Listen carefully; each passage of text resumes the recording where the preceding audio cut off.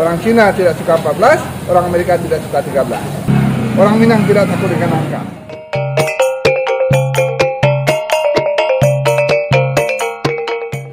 Tunggu, kenapa orang Jepang takut angka angka?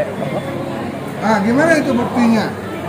Kalau di hotel, di rumah sakit, di gedung di Jepang itu di Cino kayak yang wadangan orang kuat, ada doang lantai ampe, kamar nomor ampe, Ya.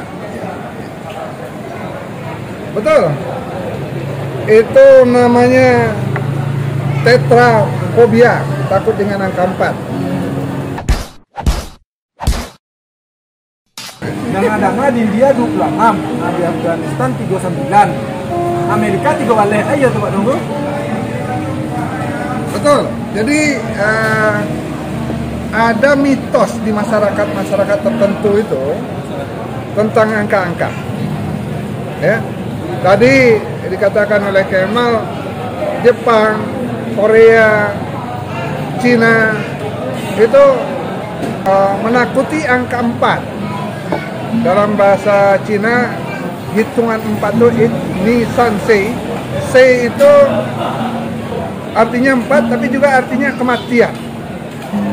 Maka untuk orang Jepang, orang Korea, orang Cina, sei itu dijauhi, kematian itu dijauhi. Kecuali dia bergabung dengan angka 5.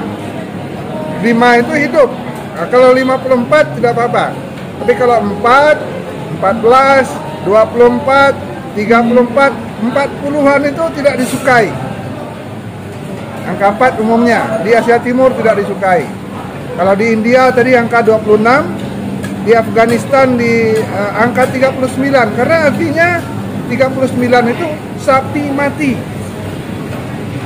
Orang Itali satu lagi tidak suka dengan angka 17, angka sial. Itu bermula dari Ludwig 17, ketika angka 17 itu ada mitosnya menimbulkan kesialan. Orang Amerika juga. Orang Amerika tidak suka dengan angka 13. Jadi kalau Anda nanti ke Amerika, ada hotel Cina, Anda masuk, di liftnya tidak ada lantai 13, tidak ada lantai 14. Dari lantai 12 langsung lantai 15, 16. Kenapa? Orang Cina tidak suka 14, orang Amerika tidak suka 13. Tapi saudara, orang Minang justru membalikkan itu. Orang Minang suka angka 4.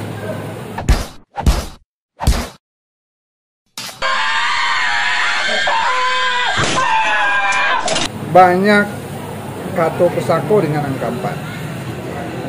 Adat nanampe, adat yang 4.